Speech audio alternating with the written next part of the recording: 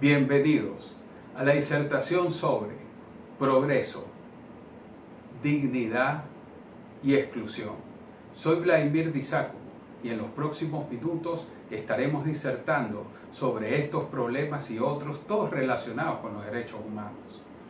Vamos a partir de la Revolución Francesa y Norteamericana como punto o base sobre la cual realizaremos nuestro análisis.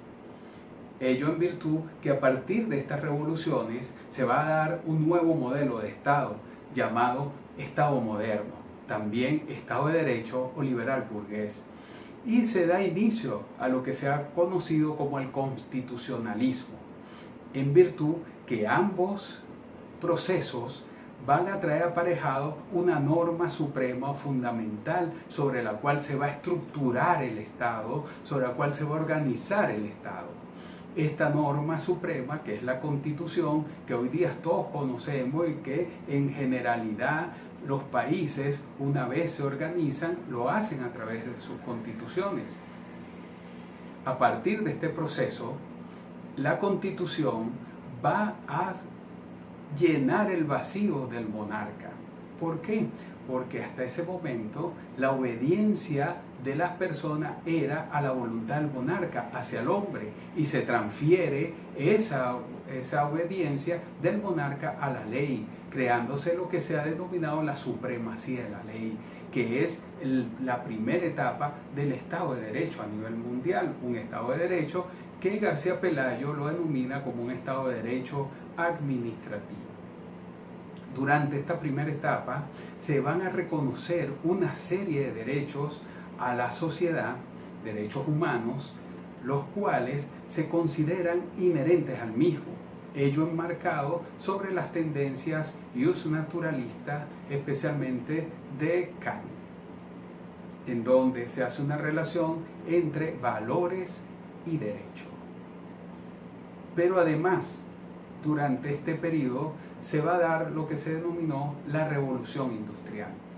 Y esta Revolución Industrial no es más que el fruto de el pensamiento de Augusto Comte en general, aunque no es el único, también allí podemos incluir autores como John Stuart Mill, en los cuales se va a establecer a nivel mundial una ideología sobre las normas positivas en las ciencias sociales, tratando de aparejarlo como las leyes que existían en la física y en la química. A partir de esta revolución industrial, entonces vamos a ver todo un gran sentido de progreso basado en el conocimiento científico y en la tecnología. En la Constitución se va a establecer una serie de derechos, como el derecho a la vida, el derecho a la libertad, el derecho a la igualdad, que son también derechos que van a estar allí cimentados en la ideología de la Revolución Francesa, especialmente de las tesis de Jean-Jacques Rousseau. Rousseau, que es el padre de la Revolución Francesa, el de la ideología de la Revolución Francesa, nos va a establecer estos valores que se van a llevar a la Constitución francesa y que son denominados derechos individuales, también como civiles y políticos. Durante esta etapa, reinada por el positivismo kantiano, reinada por la noción individualista y de la revolución industrial, el progreso se va a considerar como aquella etapa o aquellos estados en los cuales existe un gran conocimiento científico y tecnología para la vivencia del ser humano, es decir, para que te ayude como humano. Sin embargo, como veremos, la Primera Guerra Mundial nos va a dar a entender que esto no es necesariamente así, que ni la ciencia ni la tecnología trae beneficios de vida para la colectividad. Y ello es que la ciencia puede ser utilizada también con fines no vivenciales, puede ser utilizada para la guerra, para crear armas, para la destrucción, para la muerte. Justamente con la Primera Guerra Mundial se va a dar en ese mismo periodo histórico dos revoluciones, la revolución bolchevique y la revolución mexicana, que van a traer como consecuencia dos constituciones de corte social. También los movimientos sindicales que se estaban dando a nivel mundial para que se reconociera una serie de derechos que ya no se consideraban únicos del ser humano, sino de su vida en sociedad, como son los derechos laborales, pero también una gran cantidad de derechos asistenciales, como el derecho a la salud, el derecho al descanso.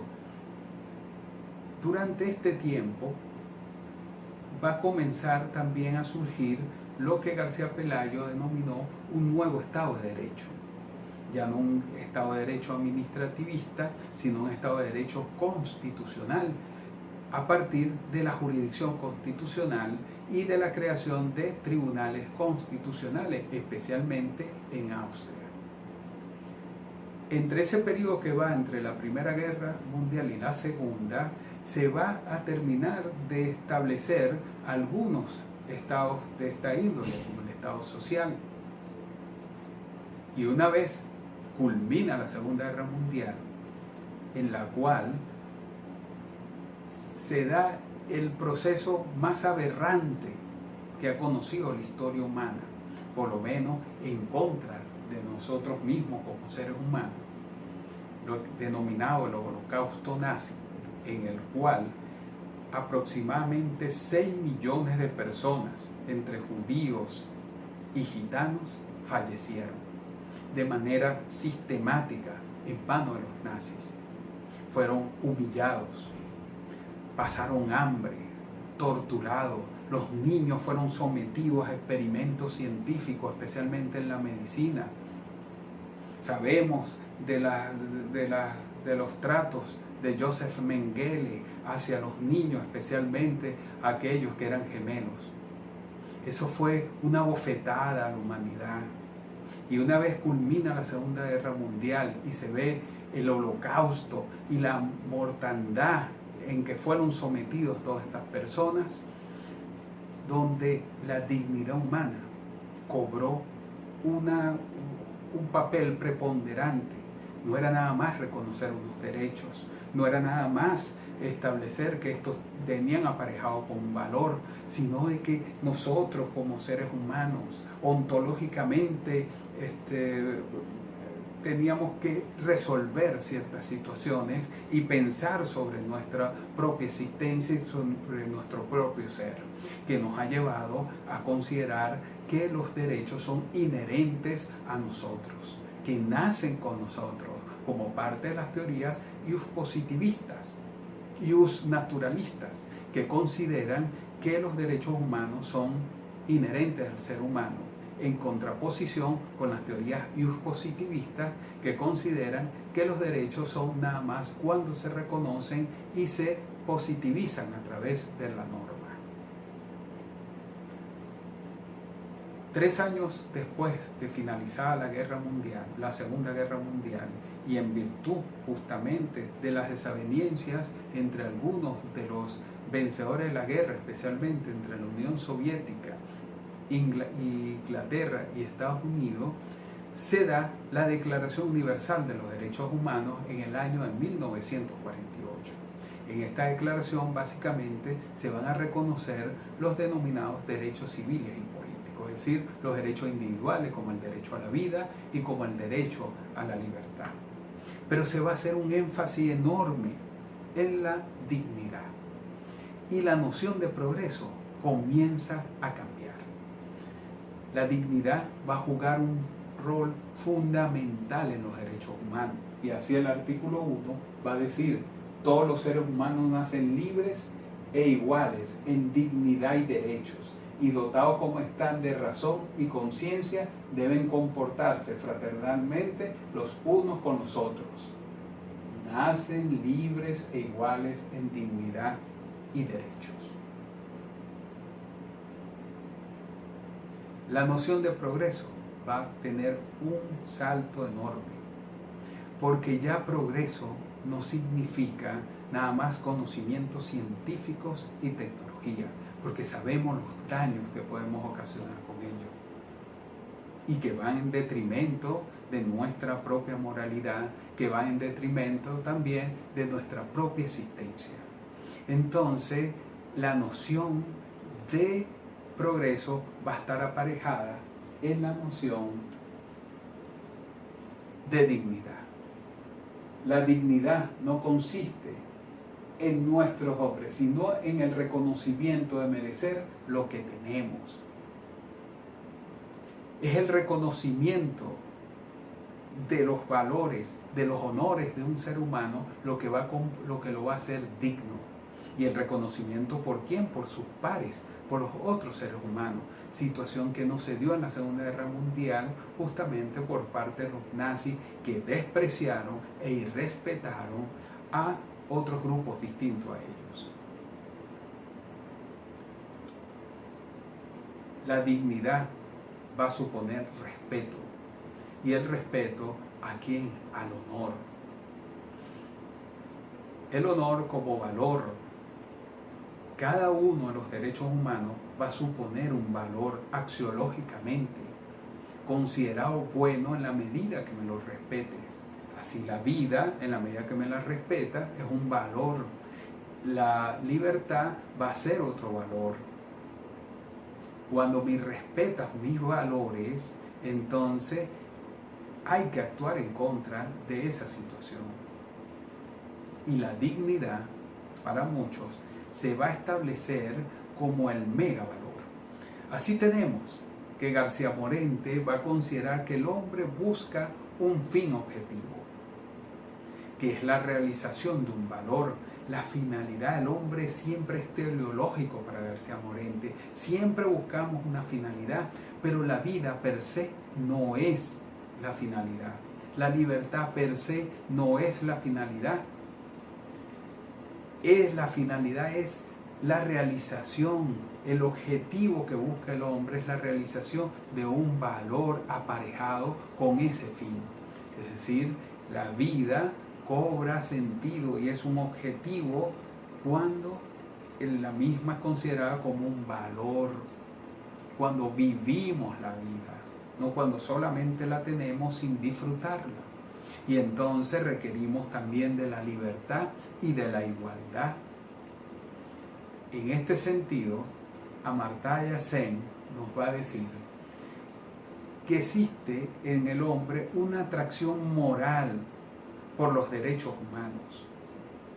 Nos atraen los derechos humanos desde el punto de vista moral, porque moralmente nosotros le vamos a establecer esos valores desde la axiología, pero también lo vamos a hacer desde la ontología, y entonces allí los valores van a dejar de tener esa connotación, y ahora la connotación lo va a tener lo que nos caracteriza a los seres humanos, que es la dignidad basada en nuestro razonamiento y en nuestra voluntad, pero una voluntad que tiene que estar guiada por estos valores.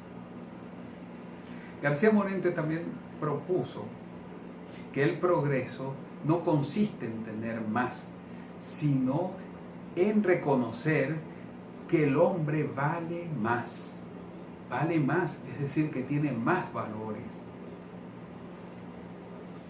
En coadyuvarle a ser mejor, el sujeto del progreso es la vida humana, pero una vida valiosa. También nos va a decir que la finalidad de los derechos humanos es restituir la jerarquía de la dignidad humana dentro de la escala de valores. Pero dentro de esta escala de valores que nos da la dignidad humana, entonces el progreso va aparejado justamente con él, porque de nada nos sirve tener conocimiento científico, tener tecnología, si no lo utilizamos dentro de una cierta escala de valores, donde la dignidad humana es el valor supremo, el valor que debemos conservar. Luego, la exclusión, que debemos ver la exclusión desde dos ópticas. Primero, la exclusión como marginalizar o segregar a una persona o a un grupo de personas para no acceder a algo. pero también la exclusión supone la imposibilidad de una persona o de un grupo de acceder a ese algo, mientras que otro grupo privilegiado sí puede acceder. Entonces, la exclusión aquí, en este contexto, se convierte en discriminación, porque hay discriminación cuando unas personas o un grupo sí accede a ciertos valores o a ciertas preventas y otros no pueden acceder a ellas. Con esto nos lleva a la Declaración sobre el Progreso y el Desarrollo en lo Social. La Asamblea General de Naciones Unidas en el año 1969 da esta Declaración sobre el Progreso y el Desarrollo Social. Y nos va a decir en el artículo 2, el progreso social y el desarrollo en lo social se funda en el respeto a la dignidad y el valor de la persona humana y deben asegurar la promoción de los derechos humanos y la justicia social, lo que requiere la eliminación inmediata y definitiva de todas las formas de desigualdad y de explotación de pueblos, individuos, de colonialismo, de racismo, incluso de nazismo y la apartheid, y de toda otra política e ideología contraria a los principios y propósitos de las Naciones Unidas, el reconocimiento y la aplicación efectiva de los derechos civiles y políticos y de los derechos económicos, sociales y culturales sin discriminación alguna. En esta declaración sobre el progreso y el desarrollo en lo social, Naciones Unidas pone su punto en tres situaciones importantes: progreso, dignidad, porque no hay progreso sin dignidad, porque si hay progreso sin dignidad puede haber la desviación, como sucedió con los nazis. Y luego la no discriminación, es decir, la no exclusión de grupos. Espero que les haya gustado esta disertación. Quiero agradecer a la profesora y a todos mis compañeros de brindarnos esta oportunidad de poder disertar un poco sobre estos temas de derechos humanos. Sé que este tema da para muchas otras situaciones que podríamos plantear. Tal vez podríamos hacer algunos puntos, reflexionar más sobre el mismo, pero el tiempo creo que no nos lo permite. Muchas gracias, espero que haya sido de su agrado y espero escuchar sus comentarios al final de la